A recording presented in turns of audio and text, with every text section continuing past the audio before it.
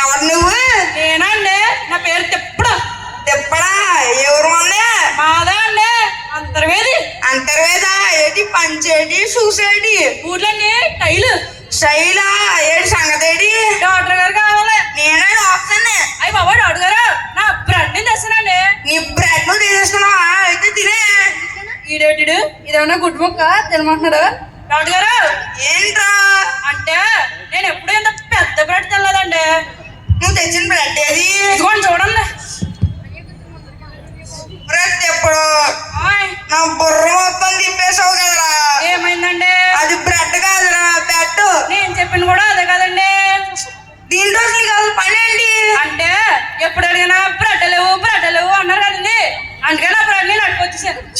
అపహరించావు